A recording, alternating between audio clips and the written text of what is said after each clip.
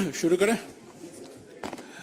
साथियों, आज का प्रेस ब्रीफिंग का विषय आपको असामान्य लगता होगा, क्योंकि इसका सीधा ताल्लुकात हमारे राजनीति और अर्थव्यवस्था से नहीं दिखाई देगा। फिर भी मैं समझता हूं आज का विषय बहुत महत्वपूर्ण है, आज की राजनीति के लिए और अर्थव्यवस्था के लिए भी। 27 मार्च, 4 दिन पहले 27 मार्च को हमने 50वीं सालगिरह मनाई थी चिपको आंदोलन की। 27 मार्च 1973 को गोपेश्वर के पास मंडल गांव, आज के उत्तराखंड में, भारी संख्या में महिलाओं ने चिपको आंदोलन की शुरुआत की। आज हम एक उत्कृष्ट महिला गौरा देवी को याद करते हैं, जिन्होंने प्रेरणा दी सभी को और चिपको आंदोलन शुरू हुआ। और मैं समझता हूं हमारे पर्यावरण के इतिहास में वो एक मील का पत्थर साबित हुआ, क्योंकि चिपको आंदोलन से जो जन जागृति पैदा हुई वन संरक्षण के मामले में, तत्कालीन उत्तर प्रदेश के मुख्यमंत्री हेमवती नंदन बहुगुणा खुद गए। वो तो पहाड़ी इलाके से ही आते थे, खुद गए गोपेश्वर, बातचीत हुई, और जो लोगों में एक भय था, खास तौर से पहाड़ी इलाकों में, गढ़वाल के पहाड़ी इलाकों में, कि फॉरेस्ट कॉन्ट्रैक्टर आएंगे और सारे हमारे जंगल का विनाश होगा, वो चिपको आंदोलन के वजह से उसमें रुकावट आई और नए कानून बने और सरकार का रवैया बहुत भारी तरीके से बदला। आज 1 अप्रैल, आज हम 50वीं सालगिरह मनाते हैं प्रोजेक्ट टाइगर की शुरुआत की। आज ही के दिन 50 साल पहले तत्कालीन प्रधानमंत्री श्रीमती इंदिरा गांधी ने प्रोजेक्ट टाइगर की शुरुआत की। इसकी शुरुआत उत्तराखंड में ही हुई, कॉर्बेट नेशनल पार्क में इसका उद्घाटन हुआ। हालांकि इंदिरा गांधी जी कैमरा जीवी नहीं थी, वो कॉर्बेट नहीं गई, और प्रोजेक्ट टाइगर की शुरुआत, उसकी उद्घाटन तब के chairman of the Indian board on wild life doctor Karan Singh ने किया। जब प्रोजेक्ट टाइगर की शुरुआत हुई, 9 ऐसे हमारे देश में टाइगर रिजर्व चुने गए। उत्तर भारत में कॉर्बेट और रणथंबोर, मध्य भारत में मेलघाट और कान्हा, दक्षिण भारत में बंदीपुर, पूर्वी भारत में सिमलीपल, सुंदरबंस और पालामू, और उत्तर पूर्वी भारत में मानस। 9 ऐसे टाइगर रिजर्व चुने गए जहां ये कार्यक्रम लागू किया गया। आज 53 टाइगर रिजर्व हैं हमारे देश में। हमारे देश का सबसे सफल वन्यजीवी संरक्षण कार्यक्रम अगर एक मिसाल है, वो एक प्रोजेक्ट टाइगर है। और आज 53 टाइगर रिजर्व हैं, सारे देश में है, अलग अलग राज्यों में है, 19-20 राज्यों में है। और जब प्रोजेक्ट टाइगर के लिए प्रधानमंत्री ने अपना संदेशा भेजा, उन्होंने ये कहा था 1 अप्रैल 1973 को, उन्होंने ये कहा था कि जब हम बाघ का संरक्षण के लिए ये परियोजना शुरू कर रहे हैं, न केवल बाघों का संरक्षण होगा पर हमारे जंगलों का भी संरक्षण होगा। हमें जंगल सुरक्षित रखने के लिए बाघों को सुरक्षित रखना है, और बाघों को सुरक्षित रखने के लिए हमें जंगल को सुरक्षित रखना है। इन दोनों के बीच में एक गहरा ताल्लुकात है। आज देखिए, उस प्रोजेक्ट टाइगर के कारण जो हमारे 53 प्रोजेक्ट टाइगर रिजर्व हैं, वो इलाका हमारे जो घने जंगल हैं उसका 1/3 अंग है। 1/3, 1/3 हमारे जो घने जंगल का एरिया है हमारे देश भर में, वो इन 53 प्रोजेक्ट टाइगर के रिजर्व के इलाके में है। तो मैं समझता हूं, न केवल एक प्राणी का संरक्षण हुआ, बल्कि हमारे जंगलों के लिए, हमारे वन इलाकों के लिए भी ये बहुत महत्वपूर्ण कदम निकला।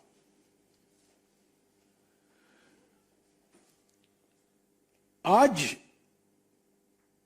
इसका राजनीतिक महत्व यह है, इसका सामाजिक महत्व यह है, इसका आर्थिक महत्व यह है कि हमारे सारे कानून जो हैं, जो बनाए गए थे, वो खतरे में है। कुछ महीने पहले आपको याद होगा, जो वाइल्ड लाइफ प्रोटेक्शन एक्ट है, वन्य जीव संरक्षण अधिनियम 1972, उसमें संशोधन लाया गया। कांग्रेस पार्टी ने उसका विरोध किया। स्टैंडिंग कमेटी, जिसका अध्यक्ष मैं हूं, हम लोगों ने उसका विरोध किया, क्योंकि उस संशोधन से हाथियों के व्यापार में जो अंकुश लगाया गया था, उसका दरवाजा खोला जा रहा था। जब हमारे हाथी के डॉक्यूमेंट्री को ऑस्कर मिलता है, हम तालियां बजाते हैं, वाह वाह कहते हैं, पर जो हकीकत है हाथियों को लेकर, हमारे हाथी को 2010 में नेशनल हेरिटेज एनिमल का दर्जा दिया गया था। जो खतरे हैं इस कानून के संशोधन से दोनों सदनों में पारित हुआ है। जो हाथियों में व्यापार हुआ करता था, जिस पर प्रतिबंध लगाया गया था, उसके दरवाजे खोले गए हैं। सरकार को अधिकार दिया गया है कि वो तय कर सकते हैं किन हालात में हाथियों के व्यापार हो सकते हैं। और अभी अभी कुछ ही दिन पहले, 2 दिन पहले, आप जानते हैं, दोनों सदनों में, लोकसभा में और राज्यसभा में, वन संरक्षण अधिनियम 1980 में संशोधन लाने की प्रस्ताव सरकार ने पेश किया। वो बिल उन्होंने पेश किया लोकसभा में, वो सेलेक्ट कमेटी को जाएगा, वो स्थायी समिति को नहीं भेजा जा रहा है, क्योंकि स्थायी समिति के अध्यक्ष मैं हूं, कांग्रेस के एमपी हैं। सेलेक्ट कमेटी को इसीलिए भेजा जा रहा है कि वो, उनका अध्यक्ष बीजेपी का हो सकता है, और जो उनको कहा जाएगा वो रिपोर्ट लिखेंगे। तो जो 50 साल में उपलब्धि हुई है हमारे देश में जंगलों को बचाने के लिए, हमारे वन इलाकों को बचाने के लिए, चिपको आंदोलन के वजह से, प्रोजेक्ट टाइगर के वजह से, वो सब आज खतरे में है। मैं आपको एक और बात को याद दिलाना चाहता हूं कि एक संवैधानिक संस्था है, राष्ट्रीय अनुसूचित जनजाति आयोग, national commission for scheduled tribes. 26 सितंबर 2022 को इसके अध्यक्ष हर्ष चौहान, ये मोदी सरकार ने ही इनको नियुक्त किया है, हर्ष चौहान हैं जो राष्ट्रीय अनुसूचित जनजाति आयोग के अध्यक्ष हैं, और उन्होंने 4 पन्ने का खत लिखा है पर्यावरण और वन मंत्री को, और इसकी कॉपी मैं आपको उपलब्ध करा दे रहा हूं। और इसमें इन्होंने बिल्कुल साफ कहा है कि जो संशोधन ला रहे हैं आप अधिनियमों में, जो संशोधन ला रहे हैं आप नियमों में, रूल्स में, वो आदिवासियों के हित में नहीं है, जो जंगल में रहते हैं उनके हित में नहीं है। और जो 2006 में पार्लियामेंट में वन अधिकार अधिनियम पारित किया गया था, वो उसके खिलाफ जाता है। ये कांग्रेस पार्टी नहीं कह रही है, हम भी ये कह रहे हैं, पर हमारे अलावा सरकार के ही नियुक्त किए गए अध्यक्ष, राष्ट्रीय अनुसूचित जनजाति आयोग के अध्यक्ष पर्यावरण मंत्री को लिखते हैं कि जो आप अधिनियम में संशोधन करेंगे, जो आप नियमों में संशोधन कर रहे हैं, वो सही नहीं है, आदिवासियों के हित में नहीं है, और आदिवासी के जो संवैधानिक अधिकार हैं, जो कानूनी अधिकार हैं, उसको छीनता है। तो आज खुशी का दिन है और चिंता का भी दिन है। खुशी का दिन है कि हम चिपको आंदोलन का 50वीं सालगिरह मना रहे हैं, हम प्रोजेक्ट टाइगर का 50वीं सालगिरह मना रहे हैं, जिसके वजह से जंगल बचे हैं, प्राणियां बचे हैं। बाघ ही एकमात्र मिसाल नहीं है। जो इंदिरा गांधी जी के कार्यकाल में संरक्षण की परियोजना, प्राणी संरक्षण की परियोजना की शुरुआत की गई थी, बाघ के पहले जनवरी 1972 में शेर को लेकर प्रोजेक्ट लायन की शुरुआत की गई थी गुजरात में।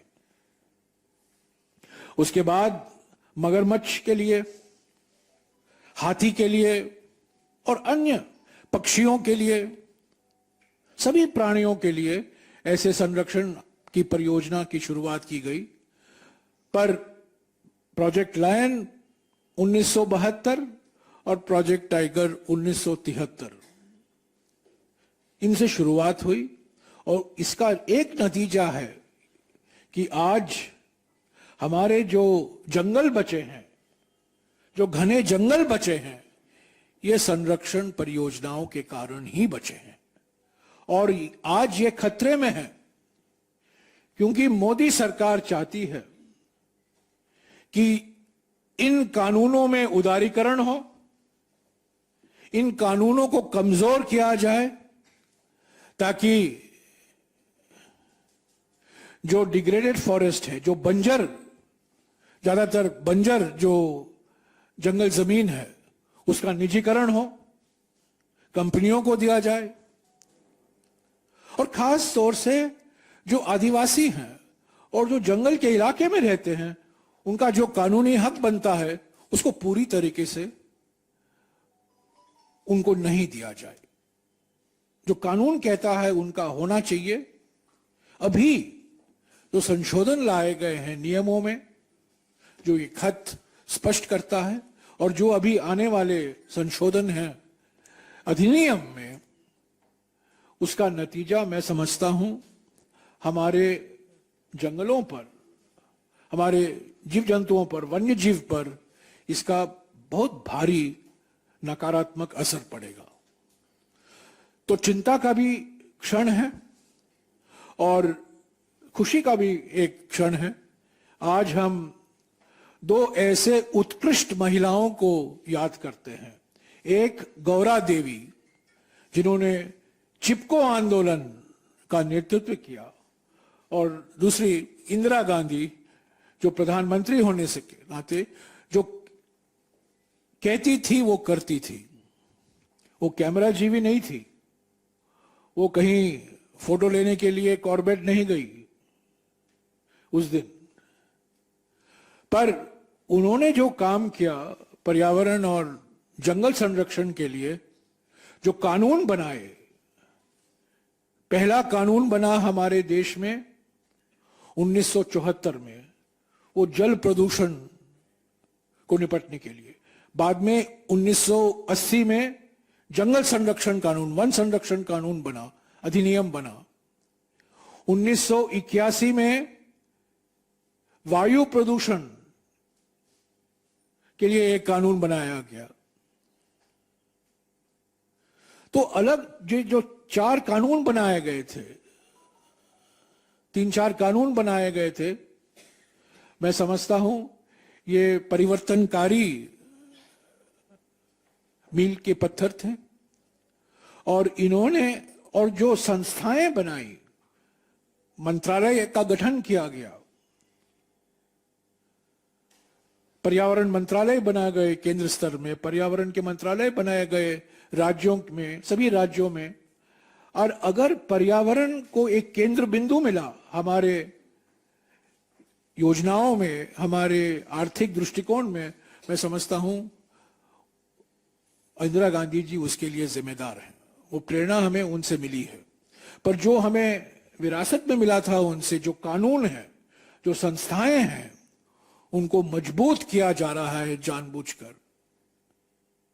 और हमेशा इंदिरा गांधी जी का एक ही संदेशा था कि विकास और पर्यावरण के बीच में संतुलन होना चाहिए। ये संतुलन बिगड़ा जा रहा है। इस उदारीकरण के खिलाफ हम बिल्कुल खिलाफ हैं। कानून को सख्त तरीके से लागू करना चाहिए। जो संस्थाएं हैं उनको कमजोर नहीं करना चाहिए, उनको भी और मजबूत करना चाहिए। और जो आज जलवायु परिवर्तन, जो सबसे बड़ी चुनौती है देश के सामने, दुनिया भर के सामने, सिर्फ बातों से ही नहीं, बल्कि हमारे जो हम काम करेंगे, हमारे जो कानून का लागू करेंगे, संस्थाओं को चलने देंगे, उसी से हमें सफलता मिलेगी जलवायु परिवर्तन से निपटने में। शुक्रिया। यहाँ 1-2 फोटोग्राफ हैं जो मुझे मुश्किल से मिले हैं, जो आपको दिखाते हैं। ये 1957 का एक फोटोग्राफ है, 3 मूर्ति में, 1957 का है। वो 1970 का एक फोटोग्राफ है इंदिरा जी का। और ये मेरे ख्याल में पीछे जो खड़े हैं, कुछ लोग पहचानेंगे, महेंद्र सिंह साठी, वो हमारे देश के, हमारे दिल्ली के महापौर हुआ करते थे। तो ये भी 1971 का एक फोटोग्राफ है। तो यही 3 फोटोग्राफ हैं जो मैं सोचा आज के दिन हम निकाल कर आप सबको दिखाऊं, देश के सामने रखूं।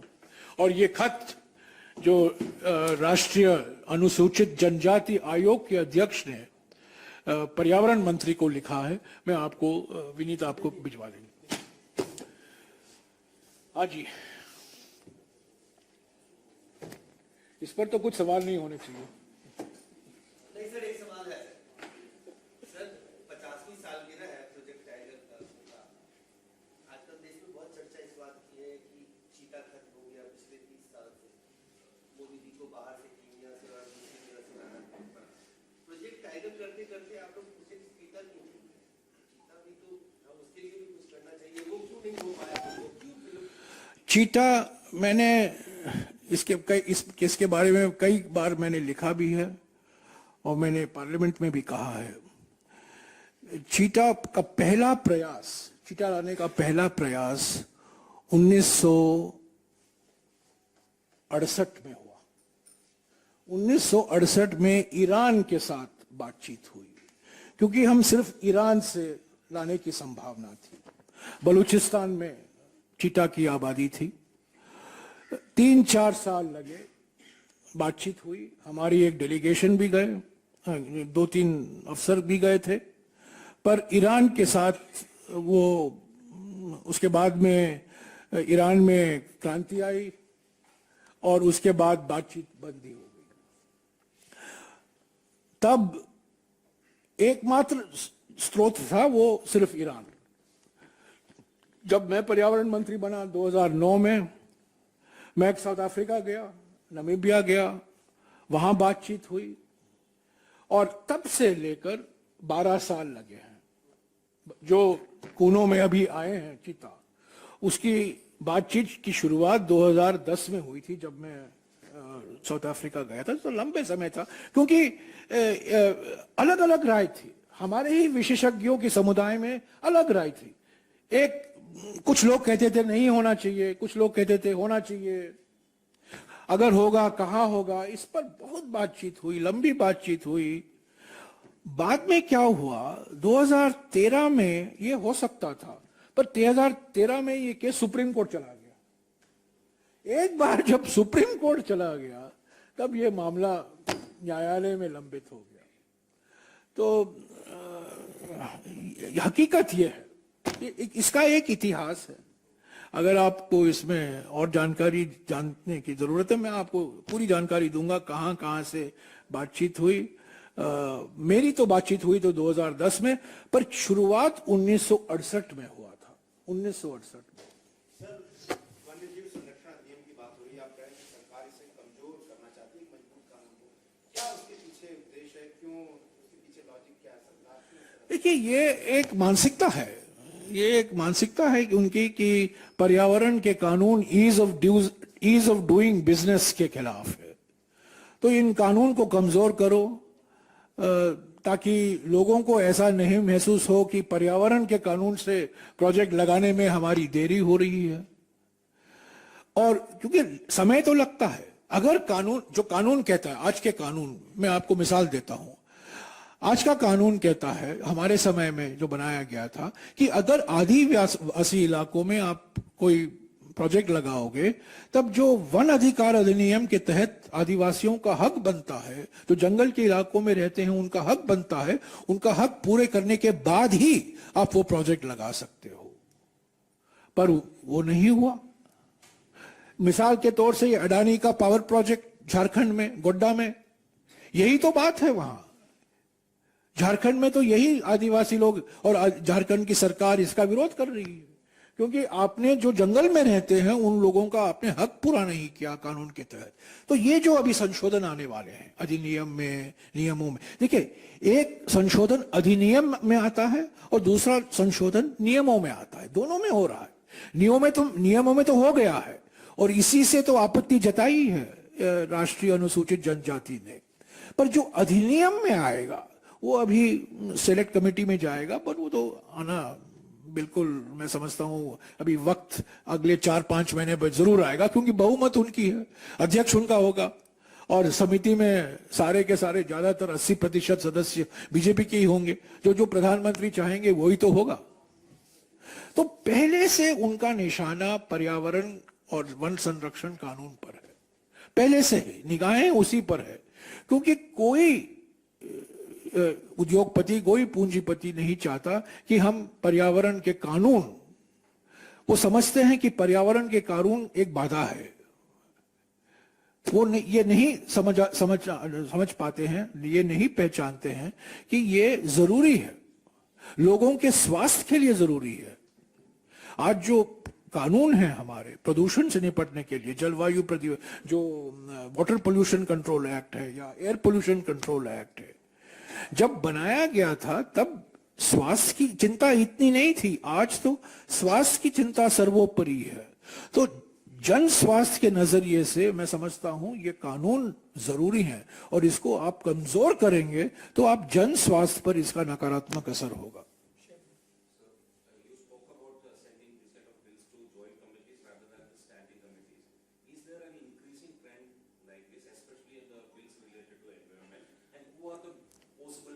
Well, just 6 months less last year, the amendments to the National Biodiversity Act did not come to the Standing Committee on Environment and Forests, because that was benefiting Patanjali. The amendments was benefiting Patanjali. It went to a select committee. See, biodiversity is the subject matter of the Ministry of Environment and Forests. Forests figures in the name of the ministry. It is Ministry of Environment and Forests. And you are sending a bill called Forest Conservation Amendment Bill, which falls fairly and squarely in the domain of the Ministry of Environment and Forests, which is dealt with by the Standing Committee on Environment and Forests. अच्छा, मैं आपको एक और चीज बताऊं. अभी अभी 1 घंटे पहले भूपेंद्र यादव जी, जो बड़े पढ़े लिखे विद्वान मंत्री हैं, उन्होंने ट्वीट किया है कि जयराम रमेश गलत जानकारी दे रहे हैं लोगों को भ्रम में रख रहे हैं, क्योंकि पिछले सालों में कांग्रेस की सरकारों ने भी ऐसे विधेयक को सेलेक्ट कमेटी को भेजा, स्टैंडिंग कमेटी को नहीं भेजा. और उन्होंने लंबा चौड़ा 80 या 90 विधायकों का मिसाल दिया है जो बिल सेलेक्ट कमेटी को गया, स्टैंडिंग कमेटी को नहीं किया. तो मैंने जवाब दिया है, आप देखिएगा. मंत्री जी, थोड़ा होमवर्क थोड़ा बेहतर तरीके से कीजिएगा, क्योंकि स्टैंडिंग कमेटी 1993 में बना. स्टैंडिंग कमेटी 1993 के पहले नहीं हुआ करता था. 31 मार्च 1993 में यह तय किया गया कि स्टैंडिंग कमेटी होंगे. तो अभी 24 स्टैंडिंग कमेटी हैं, 16 लोकसभा के और 8 राज्यसभा के.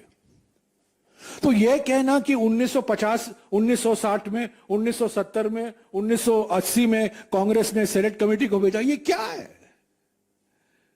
स्टैंडिंग कमेटी तो 1993 में बना. तो ये बिल्कुल साफ है. The answer to your question is very clear. See, there is an agenda.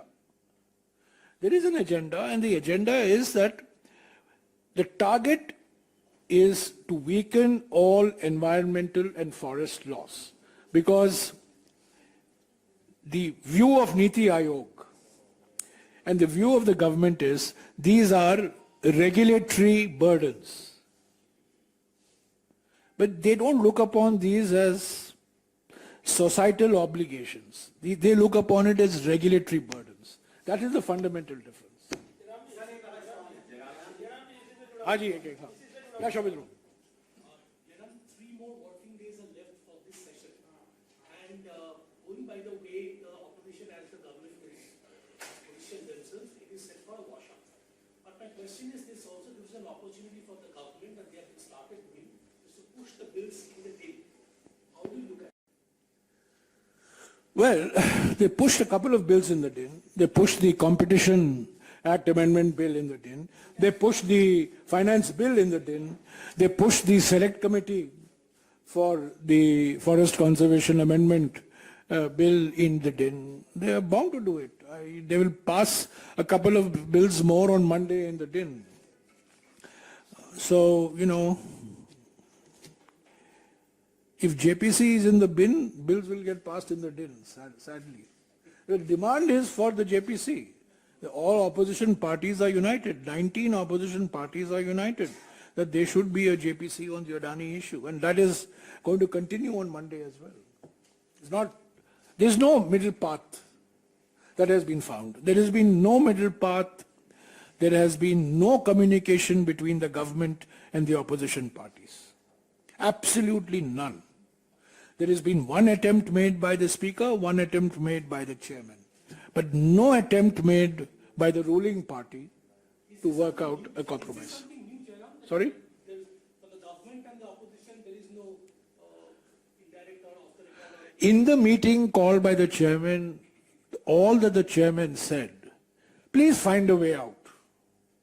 Please compromise. He did not tell us what is the compromise.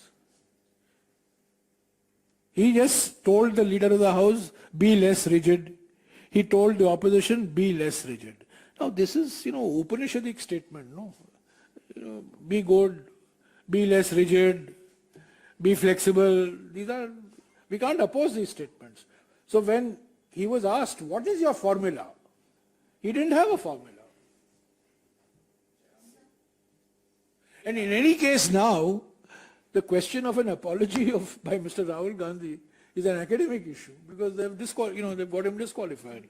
But Jairamji, Camrys has replied that BJP is accusing that Rahul is not a Camrys visiting fellow, he is a non-visiting.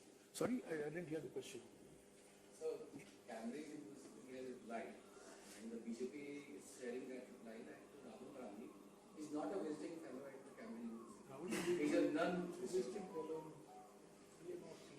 I mean, let's not get into the other issues of Mr. Rahul Gandhi. Today we are marking the 50th anniversary of Project Tiger, 50th anniversary plus 4 days of the Chipko Andolan, both of whose legacies are under threat by this government. So let's discuss the other issues. हाँ जी, yes madam. नहीं अभी अरविंद केजरीवाल छोड़िए, मैं divert नहीं करूंगा इस पर हाँ जी, इस पर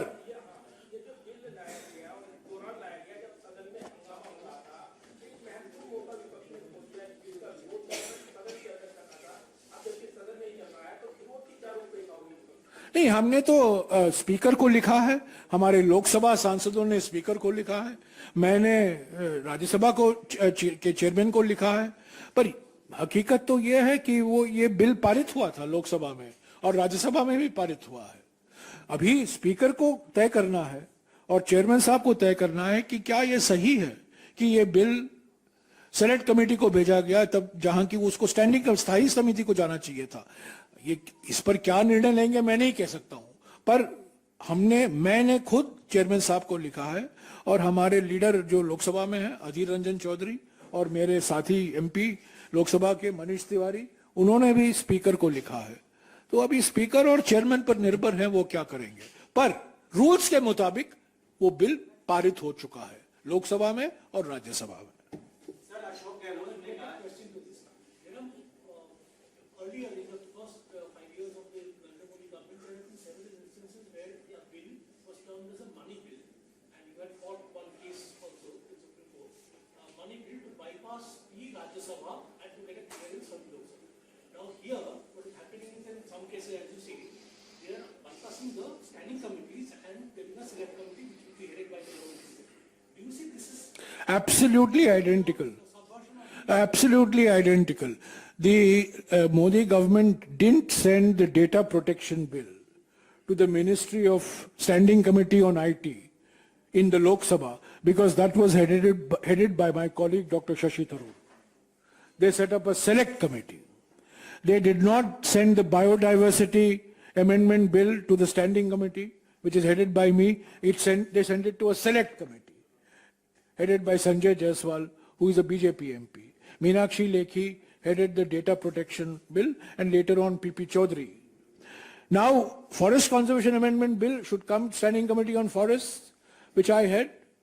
It is gone to a select committee. We don't know who the chairman is. That they will appoint, I'm sure, in the next couple of days. So this is just like the money bill argument.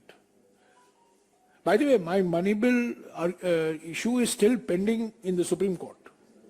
A number of challenges we have challenged, for example, the amendments to the Prevention of Money Laundering Act as a money bill. And I challenged that in the Supreme Court, and that is awaiting, sort of a Supreme Court process. So I challenged Aadhaar, and I challenged the amendments to the PMLA. And incidentally, I also challenged the amendments to the RTI. And now we know why the Modi government was keen on those amendments to the RTI. Now we know, अभी साफ हो गया है, मोदी सरकार ने RTI में संशोधन क्यों लाए?